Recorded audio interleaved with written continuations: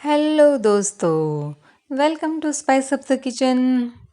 दोस्तों, आज हम हरी मिर्च की एक ऐसी मज़ेदार रेसिपी बनाने वाले हैं जिसे महीने भर के लिए फ्रिज में स्टोर भी किया जा सकता है और जब भी कभी खाना बनाने का मन ना करे तो फ्रिज में से निकाल के इसे रोटी, पूड़ी, राइस या फिर ब्रेड के साथ भी खाया जा सकता है। तो आज की हमारी एकदम डिफरेंट रेसिपी बनाने के लिए मैंने यहाँ पे कम तीखी वाली हरी मिर्च ली है जो वज़न में लगभग 200 ग्राम है। तो हरी मिर्च को हमें पहले अच्छे से धो लेना है। फिर मिर्ची का जो ऊपर वाला हिस्सा होता है उसे निकाल लेना है। तो अभी मिर्ची का डंठल निकाल लेने के बाद अभी हम एक बर्तन में 2 से 3 गिलास पानी डालेंगे और फिर इसमें जाएगा मिर्ची के स्वाद अनुसार नमक और 1 चम्मच हल्दी पाउडर और फिर इसे अच्छे से मिक्स करके उबलने के लिए रख देंगे। तो पानी के हल्का गर्म हो जाने पर इसमें हरी मिर्च को ऐड करेंगे और इसे 4 से 5 मिनट के लिए पकने देंगे। तो जब तक हमारी हरी मिर्च पक रही है तब तक हम 10 से 12 लहसुन को खलबट्टे में थोड़ा सा नमक डाल के पीस लेंगे। तो ये देखिए, इस तरह से हल्का दरदरा रहे, इस तरह से हमें इसे पीस लेना है। और दूसरी तरफ हमारी मिर्ची भी बढ़िया पक गई है और हमारी हरी मिर्च थी उसका कलर भी बिल्कुल ही चेंज हो गया है। तो अभी हम गैस को बंद करेंगे और मिर्ची को स्ट्रेनर में निकाल के इसे ठंडा होने के लिए रख देंगे। मिर्ची के ठंडा हो जाने पर इसके 2 से 3 टुकड़े करके मिक्सर जार में दरदरा पीस लेंगे।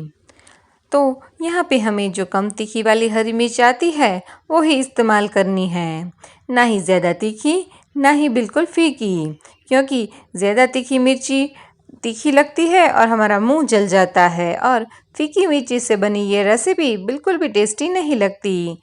तो सभी मिर्ची के टुकड़े करके इस तरह से हमें इसे दरदरा पीस लेना है। अभी उसी कढ़ाई को साफ करके इसमें 3 चम्मच तेल गरम होने रखेंगे और इसमें पीसी हुई लहसुन ऐड करेंगे और इसे फ्राई कर लेंगे। तो यहाँ पे लहसुन को थोड़ी देर फ्राई करके इसमें 1 चम्मच सौंफ और 1 चम्मच हींग ऐड करके लहसुन के गोल्डन हो जाने तक फ्राई कर लेंगे। तो लहसुन के फ्राई हो जाने पर इसमें पिसी हुई हरी मिर्ची ऐड करेंगे और इसे तेल में फ्राई कर लेंगे।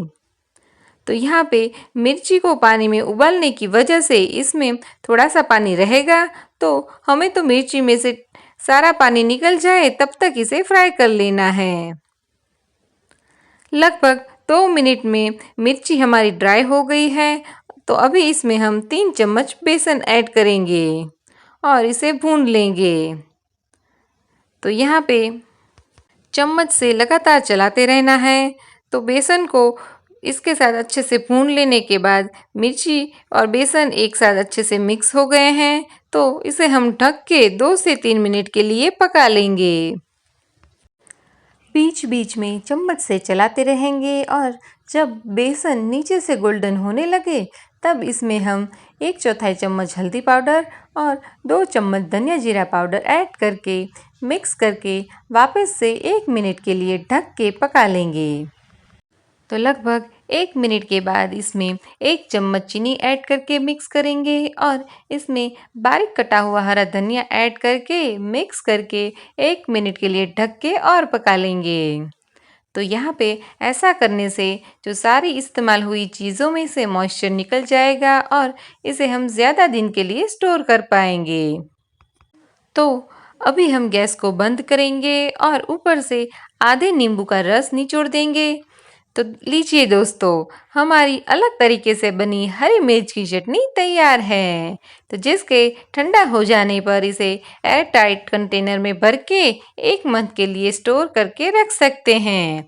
और ये चटनी स्वाद में इतनी ज़बरदस्त लगती है कि आप इसे रोज़ बना के खाना चाहेंगे। तो आप भी इसे बनाएं और हमारी आज की रेसिपी आपको कैसी लगी ये कमेंट में बताना ना भूलें। तो चलिए दोस्तों, मिलते हैं ऐसे ही मज़ेदार रेसिपीज़ के साथ। तब तक के लिए बाय।